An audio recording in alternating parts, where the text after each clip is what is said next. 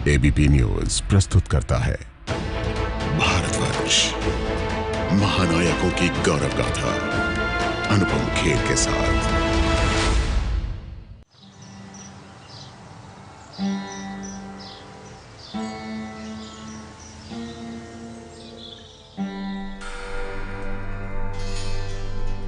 महाराज, इस देव पुत्र शिशु की दो ही गतियां हैं, तीसरी नहीं। यदि यह राजमहल में टिका रहा तो यह अपनी तलवार की नोक से सारी धरती ना पाएगा। यह चक्रवर्ती सम्राट बनेगा, परंतु महाराज शुद्धोधन, इस शिशु की एक ही गति है, दूसरी नहीं। यह आपके महलों, रंगशालाओं और सुंदर बालाओं के बाहुपाश में बंध न सकेगा। यह अपना घर छोड़कर सन्यासी अवश्य बनेगा। महाराज, शाक्य कुमार की एक ही गति है, दूसरी नहीं।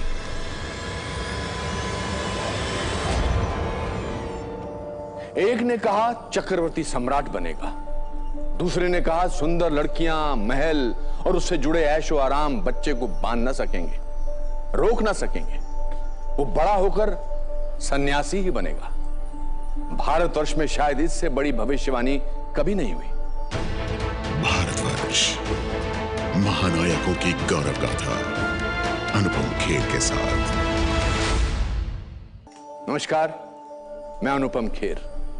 न्यूज टेलीविजन इतिहास की अब तक की सबसे बड़ी सीरीज भारतवर्ष में आपका स्वागत है। भारतवर्ष हमारे आपके भारत के बनने और बढ़ने की कहानी है। भारत के इतिहास में सैकड़ों ऐसे लोग हैं जिनका जीवन, जिनकी बातें, जिनकी दी सीख ने इस भारत को बनाया है।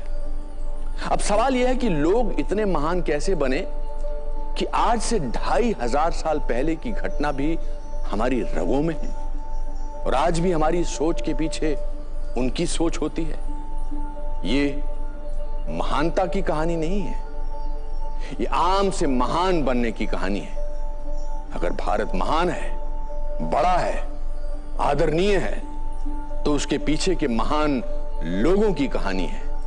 इस सीरीज में सबसे पहले गौतम बुद्ध।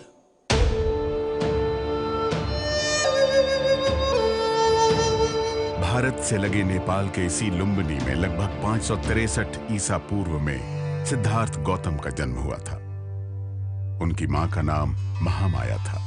आज से लगभग 2500 साल पहले जब सिद्धार्थ गौतम का जन्म हुआ, तब उत्तरी भारत कई राजवंशों और गणतंत्रों में बंटा हुआ था। सिद्धार्थ गौतम के पिता शुद्धोधन शाक्य जाति के चुने हुए मुखिया थे। लुम्बिनी से कुछ मील की दूरी पर स्थित कपिलवस्तु से शासन चलाते थे। सिद्धार्थ के जन्म से जुड़ी कई कहानियां प्रचलित हैं। उन कहानियों में से एक उस सपने की कहानी भी है जिसे सिद्धार्थ की मां ने उनके जन्म से पहले देखा था। मां माया देवी ने स्वप्न देखा, एक श्वेत हाथी, 6 दंत वाला सफेद श्वेत हाथी आकाश से आए और मां माया देवी को 3 बार परिक्रमा करके उनमें प्रवेश हो गया। ये स्वप्न उन्होंने देखा। इस अद्भुत विचित्र स्वप्न के 10 महीने बाद मां महामाया ने एक बच्चे को जन्म दिया। उसे नाम दिया गया सिद्धार्थ। सिद्धार्थ यानी जिसकी सारी इच्छा पूरी हो। जन्म के बाद असित नाम के बड़े ऋषि कपिलवस्तु पहुंचे। सिद्धार्थ को उनके सामने लाया गया। नवजात सिद्धार्थ ने अपनी टांगें असित मुनि की दाढ़ियों में फंसा दी। प्रसन्न मुनि ने कुछ देर बाद रोना शुरू कर दिया।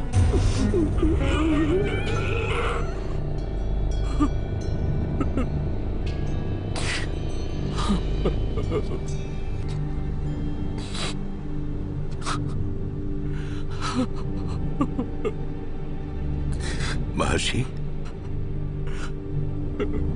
महर्षि, बालक सिद्धार्थ को कुछ अशुभ होगा क्या? महर्षि, कुछ तो बोलिए महर्षि।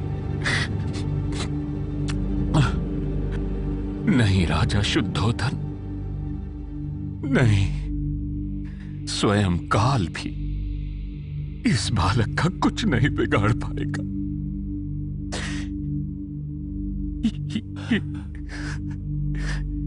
ये बालक तो बुद्ध बनेगा, बुद्ध। महर्षि जी, ये तो बहुत प्रसन्नता की बात है कि ये बालक बुद्धि का धनी होगा, बुद्ध होगा। परंतु ये कहते हुए आपकी आंखों में ये अश्रु क्यों? मंत्री, तुम बहुत भोले हो। जब ये बालक बुद्ध बनेगा, मैं धरती पर नहीं रहूंगा, इसीलिए रो रहा हूं। सिद्धार्थ के पिता शुद्धोधन और उनके मंत्रियों को असित मुनि की बात पूरी तरह से समझ में नहीं आई। बाद में पिता शुद्धोधन ने ब्राह्मणों के एक दल को बुलाया। ब्राह्मणों ने बालक सिद्धार्थ को देखा और ज्योतिष गणना की।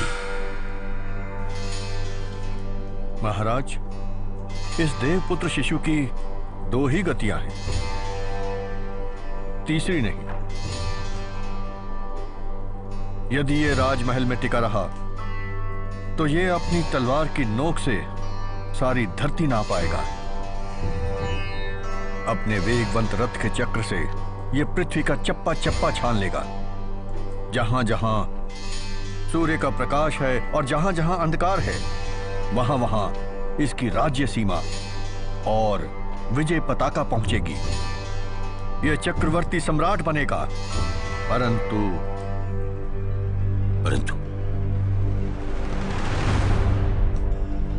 परंतु क्या महाराज? परंतु कहते कहते आप रुक क्यों गए? परंतु राजन, यदि यह देव कुमार घर छोड़कर बेघर हो गया, प्रवर्जित हो गया, सन्यासी हो गया, तो ये धर्म विजय करेगा। धर्म विजय। जो सम्यक संबुद्ध अरिहंत होगा। राजा शुद्धोधन के महल में मौजूद 8 में से 7 ब्राह्मणों ने इसी बात को दोहराया। या तो सिद्धार्थ महान सम्राट बनेगा या धर्म प्रवर्तक सन्यासी। लेकिन वहां मौजूद ब्राह्मणों में से सबसे छोटा कौंडिन्य नाम का ब्राह्मण खड़ा हुआ। महाराज शुद्धोधन,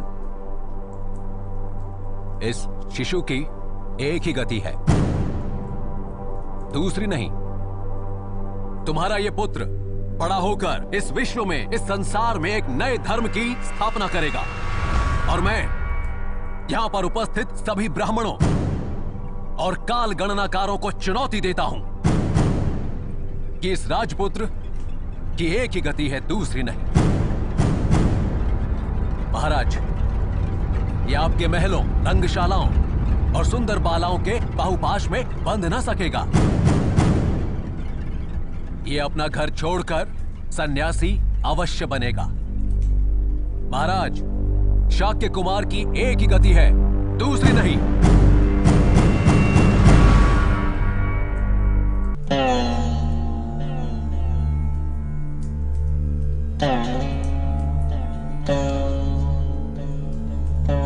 राजकुमार सिद्धार्थ की मां महामाया की मृत्यु उनके जन्म के 7वें दिन ही हो गई थी।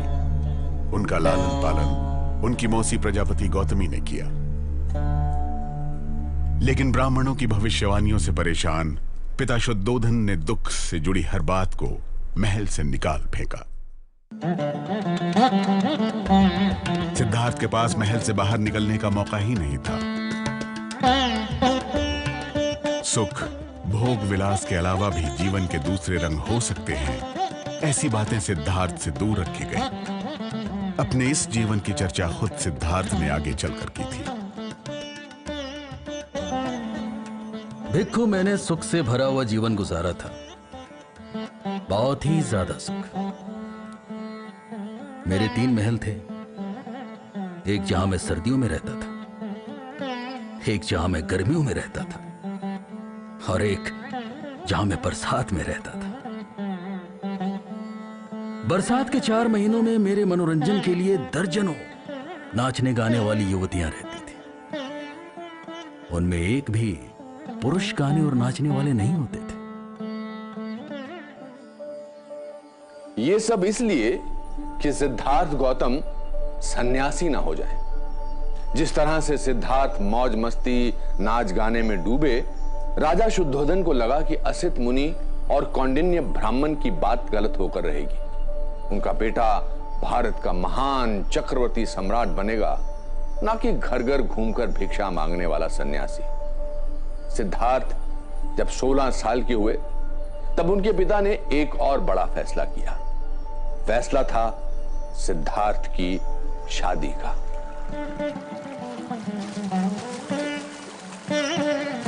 सिद्धार्थ का विवाह यशोधरा से हुआ। यशोधरा ने सिद्धार्थ को स्वयंवर में चुना।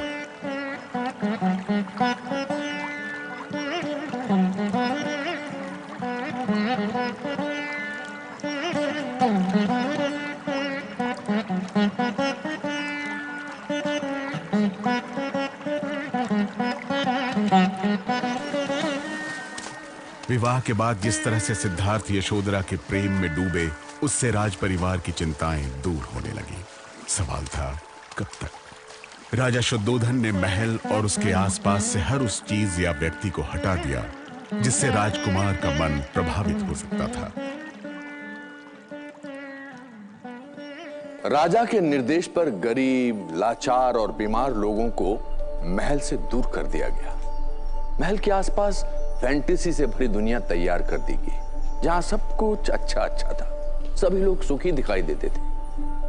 एक दिन सिद्धार्थ ने अपने दोस्त और सारथी छंदक से कहा, वो महल से बाहर घूमना चाहते हैं।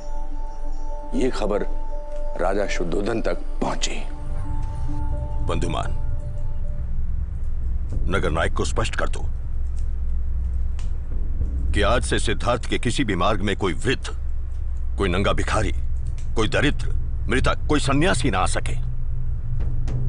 और उनके तीनों महलों में सुरा और सुंदरियों का प्रबंध चौगुना नहीं, 100 गुना कर दो।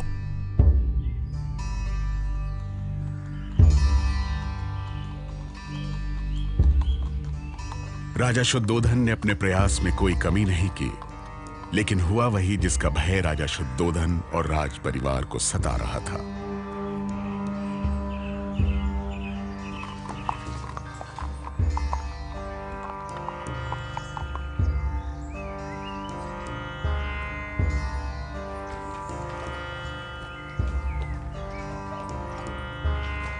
राजकुमार सिद्धार्थ गौतम की नजरों के सामने एक वृद्ध व्यक्ति था।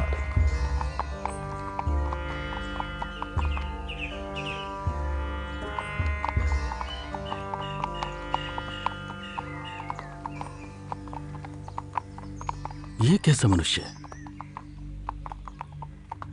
छंदक,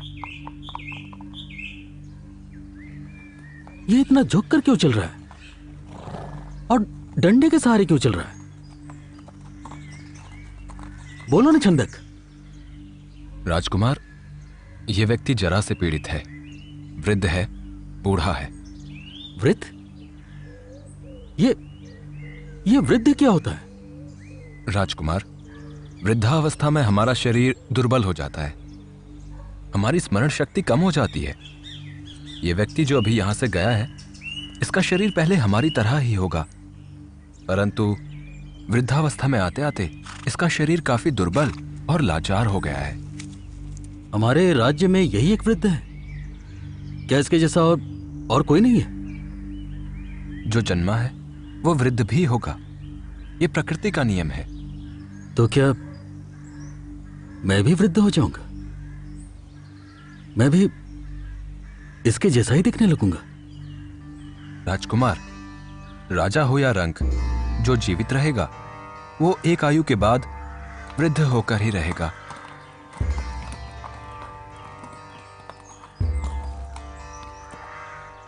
छंदक, महल वापस चलो।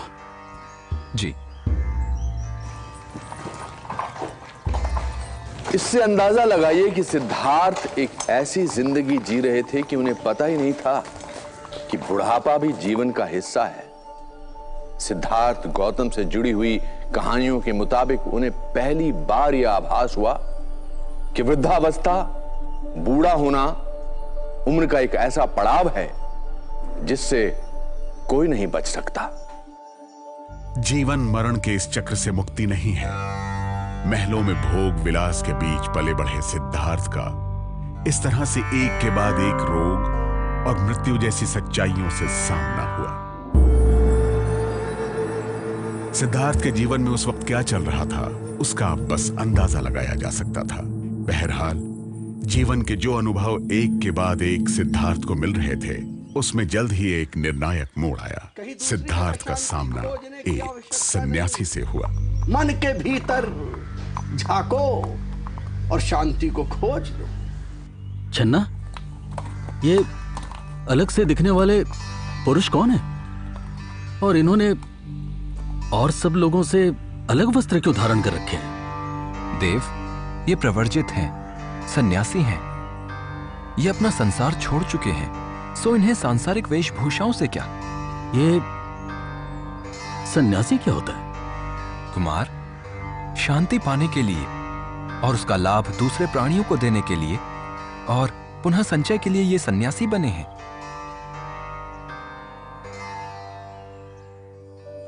वृद्धावस्था, रोग और मृत्यु के सवालों से सिद्धार्थ का मन जूझ रहा था। तभी उनके सामने एक सन्यासी आया। सन्यास में उन्हें मुक्ति का रास्ता दिखा और उन्होंने अपने सारथी और दोस्त छंदक के सामने एक बड़ी घोषणा कर दी। छन्ना, मैं भी सन्यासी बनूंगा। मैं भी साधु के साथ दीक्षित होऊंगा। देव, ये क्या कह रहे हैं आप? मैं गृह त्याग करूंगा। मैं भी सन्यास लूंगा।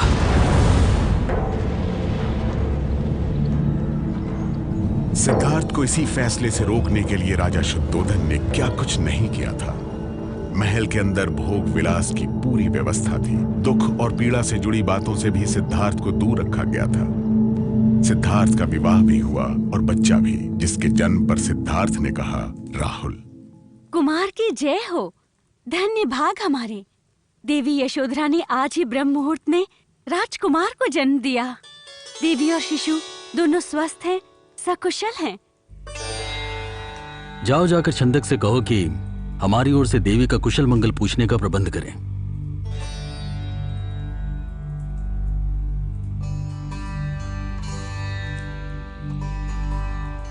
ये राहु का जन्म है। एक और नया बंधन जन्मा है। राहुल 1 साल का हो चुका था। सिद्धार्थ की उम्र 29 साल की थी। राजमहल की दुनिया पहले जैसी ही चल रही थी, लेकिन सिद्धार्थ के मन मस्तिष्क में विचारों का उफान था। सिद्धार्थ इन्हीं विचारों उधेड़-बुन के साथ एक रात जागे। सिद्धार्थ ने अपने दोस्त और सारथी छंदक को बुलाया। छंदक से कहा कि जाओ और मेरे प्रिय घोड़े कंथक को लेकर आओ। छंदक घोड़ा लेने चला गया। तभी छंदक समझ गया था कि आज की रात महल में उसके युवराज की आखिरी रात है। लेकिन सिद्धार्थ के जीवन की एक बड़ी लड़ाई बाकी थी। सिद्धार्थ अपनी पत्नी यशोधरा के कमरे तक पहुंचे। यशोधरा सो रही थी। बगल में उनका बेटा राहुल लेटा था। कुछ इस तरह के राहुल का चेहरा दिख नहीं रहा था। द्वार देहली पर सिद्धार्थ रुक गए। वहीं से दोनों को देखते रहे। यशोधरा की तरफ सिद्धार्थ ने हाथ बढ़ाया, लेकिन हाथ रुक गए। सोचा अगर जाग गई तो। राहुल का चेहरा दिख नहीं रहा था। तभी बाहर से आवाज आई, स्वामी। सिद्धार्थ के मन में द्वंद था। वो यशोधरा के कमरे के बाहर खड़े हो गए। वो सोच रहे थे कि यशोधरा से अंतिम विदाई लेनी चाहिए या नहीं, बेटे का मुंह एक बार देख लेना चाहिए या नहीं। उधर महल के बाहर छंदक उनकी प्रतीक्षा कर रहा था। छंदक ने आवाज लगाई, स्वामी, स्वामी,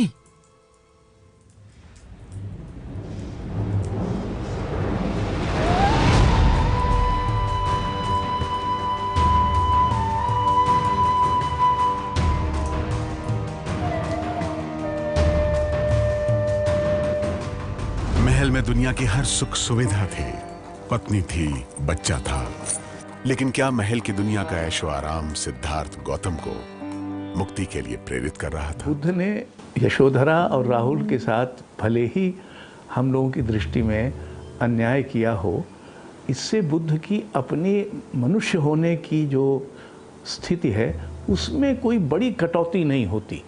तो उसके मन में जो द्वंद्व रहा होगा वो सर्वथा मानवीय द्वंद्व है। बहुत सारे प्रश्नों से जूझते हुए अंततः सिद्धार्थ महल से बाहर निकले, अपने प्रिय घोड़े कंथक पर सवार हुए और चल पड़े। लेकिन राजा शुद्धोधन की आज्ञा थी, इसलिए किले के दरवाजे बंद थे, हर जगह सैनिक तैनात थे। राजकुमार सिद्धार्थ के घर त्यागने की जो कहानियां हम तक पहुंची हैं, उनके मुताबिक तैनात प्रहरी गहरी नींद में चले गए और बंद दरवाजे खुद ब खुद खुल गए। और कहीं कहीं यह कहा जाता है कि उनका घोड़ा कंथक सारी बाधाओं को लांघता निकल गया। आज हम महल छोड़कर जाने के बारे में एक बात तो कह ही सकते हैं कि किसी दूसरे इंसान की तरह ही सिद्धार्थ गौतम के लिए भी वो एक बहुत कठिन निर्णय रहा होगा। और जब वो किले से बाहर निकले तब उनके सामने एक और परीक्षा खड़ी हो गई।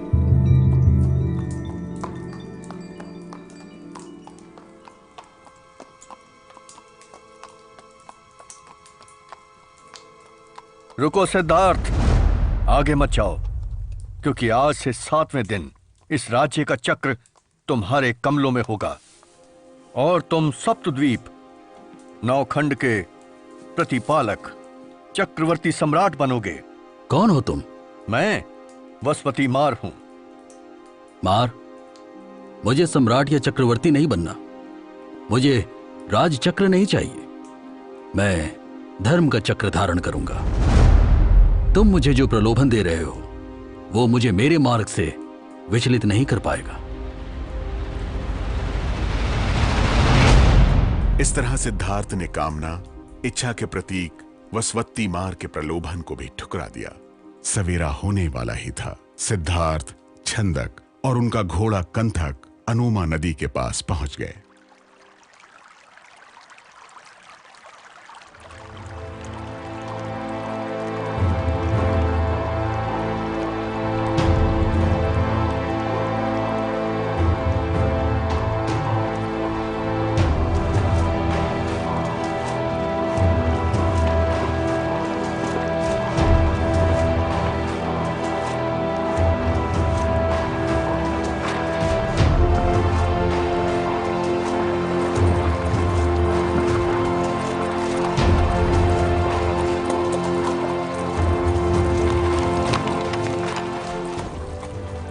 मेरे गृह त्याग और निष्क्रमण को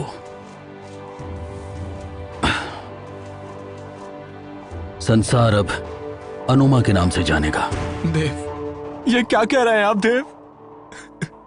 छंदक, मेरे ये वस्त्राभूषण और कंथक को लेकर तुम वापस लौट जाओ। मैं अब सन्यास की शरण लूंगा। तुम मुझे भी साथ ले चलिए, मैं भी सन्यासी बनूंगा। आज तक आपने मेरा साथ कभी नहीं छोड़ा। नहीं राजकुमार, नहीं, नहीं। ये बाल यशोधरा को हमेशा से आकर्षित करते रहे हैं। मेरी तरफ से उसे मेरा कुशल कहकर दे देना, और वो अगर अधिक कुछ पूछे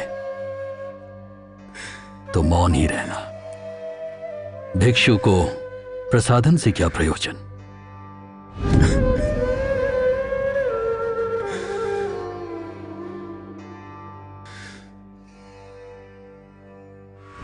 यदि मेरा बुद्ध बनना निश्चित है तो ये केश वायुमंडल में ही रहें, अन्यथा भूमि पर गिर पड़े। भारतवर्ष में आगे देखेंगे।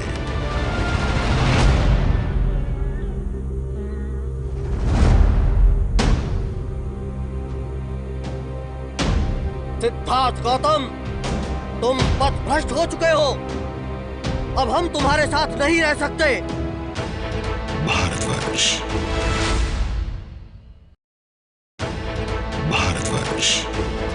महानायकों की गौरव गाथा अनुपम खेर के साथ। यदि मेरा बुद्ध बनना निश्चित है तो ये केश वायुमंडल में ही रहें, अन्यथा भूमि पर गिर पड़े।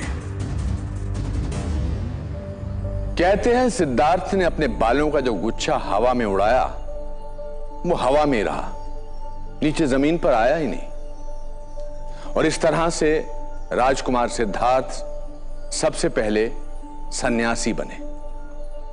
लेकिन जिस जगह सिद्धार्थ को पहुंचना था उसका रास्ता उन्हें कौन बताएगा? तो अब उन्हें एक गुरु की तलाश थी। अब सिद्धार्थ पहली बार अकेले थे। कपिलवस्तु से पहले वो तब के मगध की राजधानी राजगृह पहुंचे। गुरु की तलाश में उन्हें उस समय के बड़े योगी आलार कलाम के पास ले गई। आलार कलाम ने सिद्धार्थ को साधना की कुछ योग विधियां सिखाई। इनसे सिद्धार्थ की जिज्ञासा पूरी नहीं हुई। वहां से चलकर गुरु उद्रक रामपुत्र के पास गए। यहां से भी सिद्धार्थ आगे बढ़ गए। अब उनके साथ 5 शिष्य भी थे। उन्होंने साधना के दूसरे तरीकों को अपनाया। इस बार साधना के केंद्र में उनका शरीर था। प्रकार का जो सन्यास, उसकी अलग अलग परंपराएं थी, उनका इन्होंने लगभग सभी का अनुभव किया बुद्ध ने। जैसे खाना छोड़कर, खाना त्याग कर, या पानी त्याग कर, भूखे प्यासे रहकर, या एक ही टांग पर खड़े होके, या बिना सोए, या मौन धारण करके क्या कुछ अचीव किया जा सकता है। इन्होंने हर प्रकार का अनुभव किया। लगभग 6 साल तक इस योग और अनशन की भीषण तपस्या की। अन्न जल त्यागा, ऐसी कठोर तपस्या की जिससे वो खुद मृत्यु के करीब पहुंच गए। बुद्ध ने कहा, मेरा शरीर दुर्बलता की चरम तक पहुंच गया था। जैसे 80 साल वाले वृद्ध की गांठें होती हैं, वैसे ही मेरे अंग प्रत्यंग हो गए थे।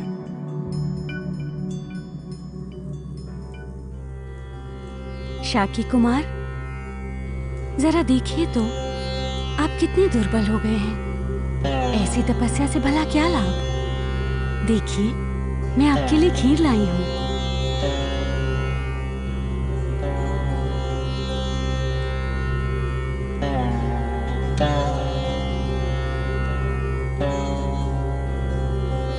सिद्धार्थ समझ गए ऐसी तपस्या से उन्हें मृत्यु के अलावा कुछ और हासिल नहीं होगा। उन्होंने अन्न जल खाना आरंभ कर दिया।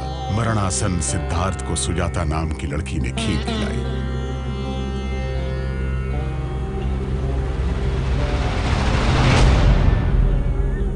लेकिन इसका परिणाम यह हुआ कि सिद्धार्थ के 5 शिष्यों ने उन्हें घोर तपस्या को त्यागते देखकर उन्हें छोड़ दिया।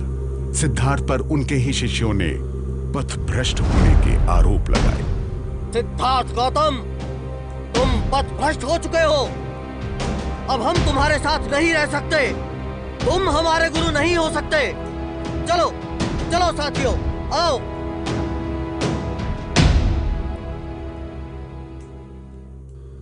अब सिद्धार्थ को ज्ञान प्राप्ति का नया तरीका ढूंढना था। कहते हैं उन्हें एक वीणा बजाने वाला दिखा। सिद्धार्थ ने देखा कि जब वीणा के तार को ढीला छोड़ दिया जाता है तब वीणा बजती नहीं थी, और जब कसकर भरा जाता था तो तार टूट जाता था। जब तार की कसावट कहीं बीच में होती थी तो मधुर संगीत निकलता था। वीणा की इस प्रकृति ने सिद्धार्थ को रास्ता दिखाया, मध्यम मार्ग का। यही मार्ग ज्ञान प्राप्ति की अवस्था तक उन्हें ले जाने वाला था। जब बुद्ध थे तो अतिरेकों का जमाना था। बहुत कर्मकांड का भी अतिरेक था, और दूसरी तरफ सन्यासियों और इस तरह के लोग जो थे कि बिल्कुल ही सब कुछ छोड़ दो, सन्यास ले लो, वो भी एक अतिरेक था। तो एक तरफ भोग विलास कर्मकांड का अतिरेक, दूसरी तरफ विराग, संन्यास, सब कुछ छोड़ने का अतिरेक।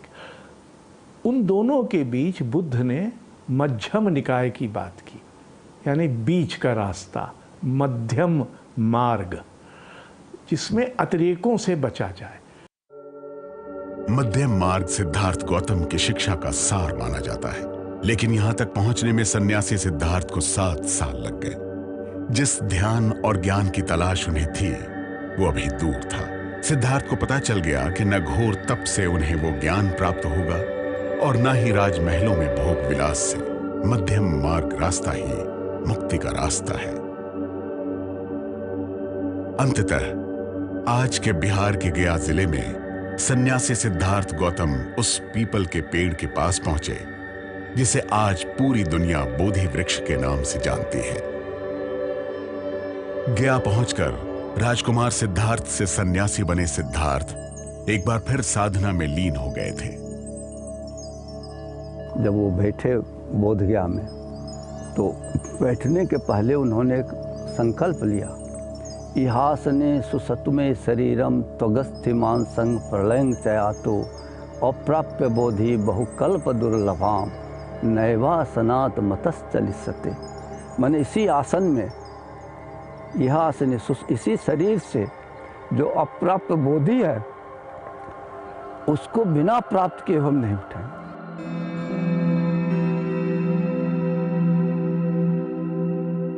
एक तरफ सिद्धार्थ प्रण कर ध्यान में लीन थे, दूसरी तरफ इसी अवस्था में उन्हें अपने जीवन की सबसे बड़ी चुनौती से जूझना था। सिद्धार्थ के सामने अहम, राग, द्वेष और अहम का प्रतीक माना जाने वाला मार फिर आया और सिद्धार्थ के ध्यान में खलल डालना शुरू किया। हम लोग हिस्ट्री में ये समझते हैं कि ये मार नाम का एक जो विषय है वो एक अड़चन का उदाहरण है। अड़चन को ही मार कहा गया है, हेजिटेशन को मार कहा गया है। मार ने अपने राक्षसों के साथ सिद्धार्थ के ध्यान को भंग करने की पूरी कोशिश की, लेकिन वो असफल रहा। सन्यासी सिद्धार्थ गौतम ध्यान के एक स्तर से दूसरे स्तर तक बढ़े जा रहे थे। उनके सामने अतीत की स्मृतियां घूमकर निकल रही थीं और अंततः 35 साल के सिद्धार्थ बुद्ध बने। बुद्ध यानी वो जो जागृत हो। उन्होंने संबोधि प्राप्त की थी, उन्हें ज्ञान की प्राप्ति हो चुकी थी। अनेक जाति संसारं संदा विसंग अनिविसंग गह कारकं गवेशंतो दुखा जाति पुनः पुनः गह कारक दिठोसी पुनः गेहं न कायसी सब्बा ते फासुका भग्गा गह कूटंग विसंखितं। हे ग्रह कारक, अनेकों बार इस संसार में मैंने जन्म लिया है। इस भव चक्र मेरा आवागमन जारी रहा है, लेकिन अब तुझे मैंने जान लिया है, समझ लिया है। अब तू पुनः घर नहीं बना सकता है।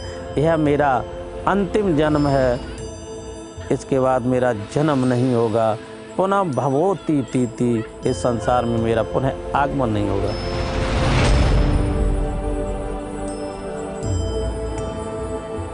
बुद्ध को आनंद अनुभव हुआ। वो अपनी सारा विराटता के साथ, पूरे संभूति के साथ, संपूर्ण ब्रह्मांड के साथ एकीभूत हो गए। एक उसके बाद तो देखता है सारा सब कुछ हम है, हर कण कण में, हर में वो अनुभव करता है, वही चेतना है, वही हम है। ये अनुभूत होना कि हर कण में वही है, हर चीज में वो है।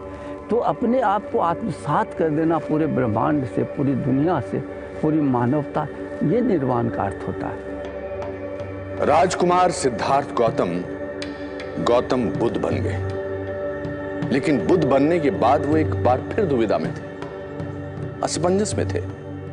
जो ज्ञान, जो बोधि उन्हें प्राप्त हुई थी, उसे बताएं या ना बताएं, और बताएं तो किसे बताएं? बताने पर लोग उन्हें पागल तो नहीं समझेंगे। गौतम बुद्ध अपने 5 साथियों को ढूंढते हुए वाराणसी के पास ऋषिपतन मृगदाव नाम की जगह पहुंचे। यही जगह आज सारनाथ के नाम से जानी जाती है। यहां एक पीपल का पेड़ है जिसके नीचे गौतम बुद्ध की उपदेश देती हुई एक मूर्ति लगी है और उसके सामने उनके 5 शिष्य बैठे हुए हैं। लेकिन जब बुद्ध का अपने पुराने शिष्यों से आमना सामना हुआ तो उनके शिष्यों को शंका हुई। मेरे पुराने साथियों ने दूर से मुझे आते हुए देखा।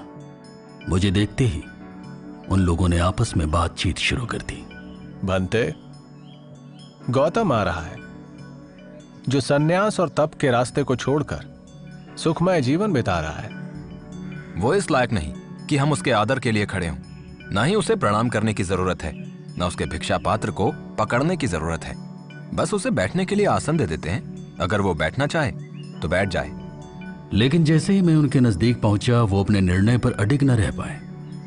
उनमें से एक ने मुझे प्रणाम किया और मेरा चिवर और पात्र ले लिया। दूसरे ने आसन तैयार किया और तीसरा पानी लाकर मेरे पांव धोने लगा। लेकिन ये मुझे मित्र कहकर बुला रहे थे।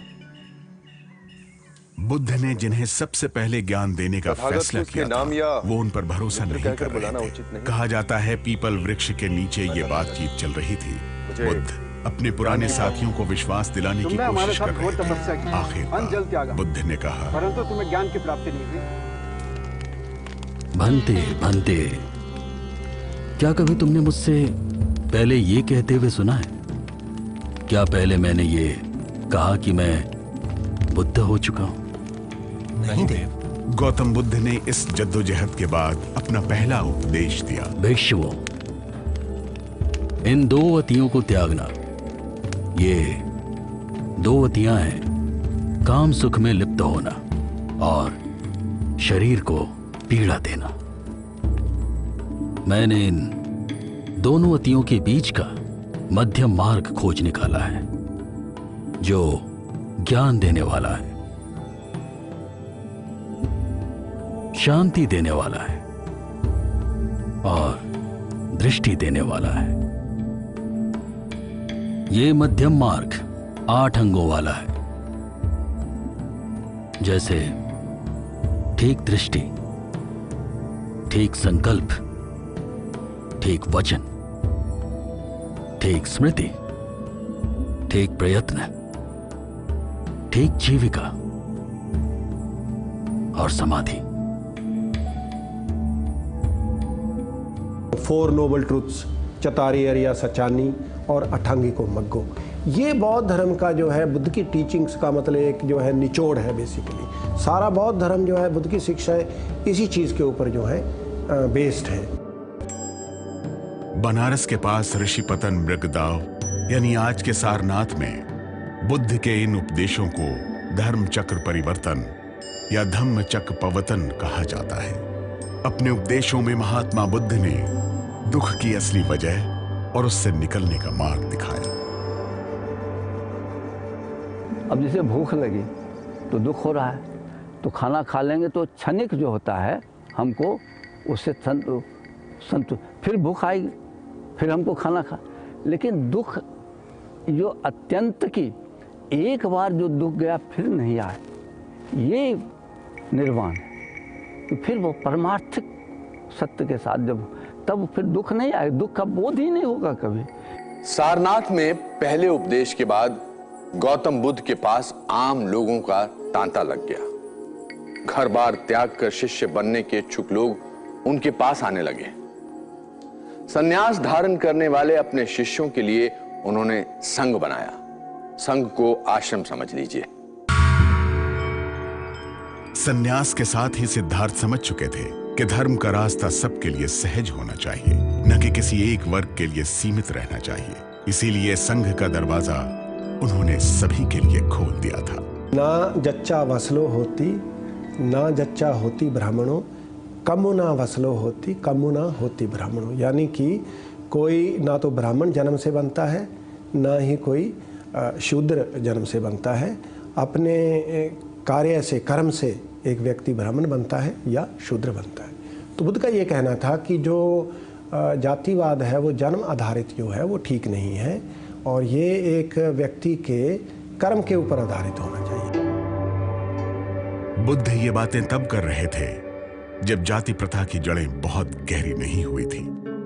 आगे चलकर जातियों ने हिंदू धर्म को कैसे जकड़ा, ये बात सबके सामने है।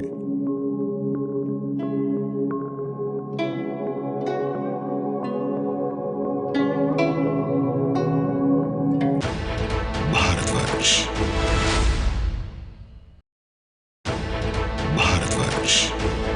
महानायकों की गौरव गाथा अनुपम खेर के साथ। जरा सोचिए, आज से 2500 साल पहले बुद्ध समाज में जिन परिवर्तन और बदलावों की बात कर रहे थे, वो आज भी हमारे समाज के लिए मौजूद है। बुद्ध ने परिवर्तन की शुरुआत तो संघ से ही कर दी। उन्होंने जिस संघ की स्थापना की, उसके दरवाजे सभी वर्णों के लिए खोले। साथ ही संघ में शामिल होने की अनुमति महिलाओं को भी दे दी। संघ में शामिल होने वाली पहली महिला बुद्ध का लालन पालन करने वाली उनकी मौसी प्रजापति गौतमी थी। बुद्ध ज्ञान प्राप्ति के बाद 44 साल तक जीवित रहे, लेकिन ज्ञान प्राप्ति के बाद उनके जीवन की बड़ी घटनाओं के बारे में जानकारी बहुत कम है। इन 44 सालों में बरसात के 3 महीनों को छोड़कर वो लगातार घूमते रहे, जहां तहां ठहरते और लोगों को धर्म दर्शन का उपदेश देते। इसी तरह वो अपने जीवन के 80वें साल वैशाली से चलकर तब के कुशीनारा और आज के कुशीनगर पहुंचे। उन्होंने चुंद नाम के सुनार से भिक्षा मांगी। चुंद से मिली भिक्षा को बुद्ध ने खाया, जिससे उनकी तबीयत खराब हो गई। ये तस्वीर उसी घटना को दर्शाती है।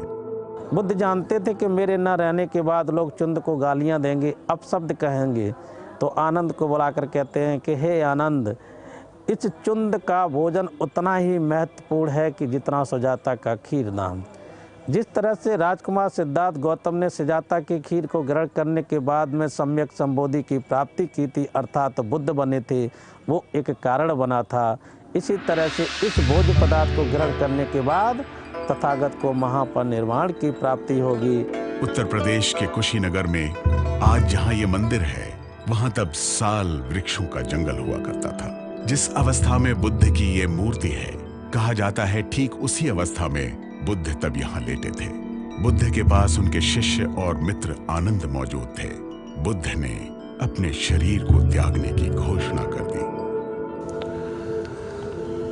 आनंद, अब मैं वृद्ध हो गया हूं, मेरा अंतिम समय समीप है। अब मैं 80 वर्ष का हो गया हूं। अब इन्हीं साल वृक्षों के बीच इसी कुशीनारा के उद्यान में रात्रि के तीसरे प्रहर तथागत को परिनिर्वाण प्राप्त होगा।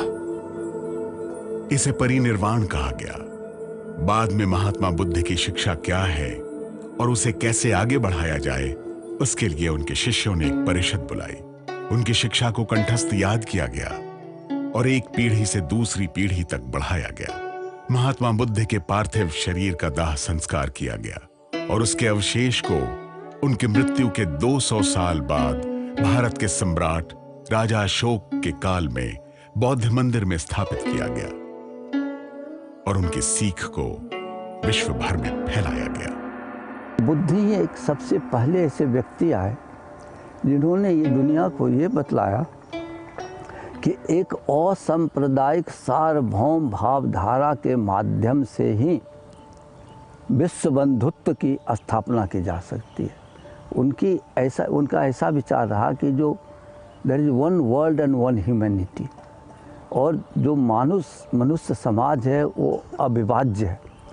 कोई भी विचारधारा जो मनुष्य के बीच रेखा खींचता है, बांटता है, वो गलत है। हर किसी को अपनी मुक्ति का रास्ता खुद तलाशना होगा। कोई देव नहीं, कोई ईश्वर नहीं, कोई गुरु नहीं, कोई बुद्ध नहीं, कोई तथागत नहीं। खुद आप अपनी मुक्ति का रास्ता तलाशेंगे। ये सीख थी बुद्ध की। स्वयं अपने बारे में, अपने ज्ञान के बारे में बुद्ध ने कहा था कि मेरी सीख, मेरे ज्ञान का इस्तेमाल उतना ही करो जितनी जरूरत हो और आगे बढ़ो। शरणं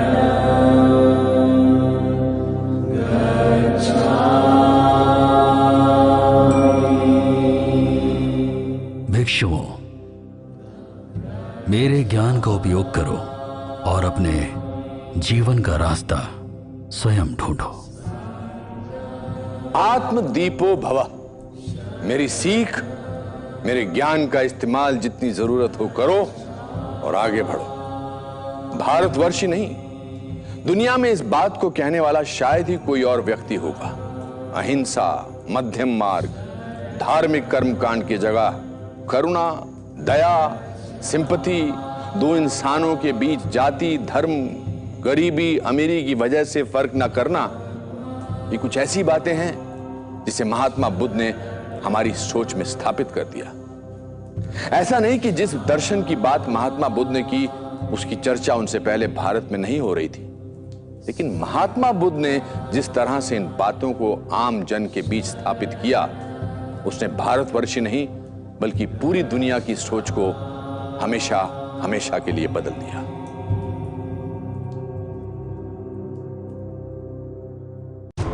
भारतवर्ष के अगले एपिसोड में देखिए। आज मैं प्रण ले रहा हूं कि जब तक तुम्हारी सत्ता का समूल विनाश न कर दूं, मैं अपनी शिखा नहीं बांधूंगा।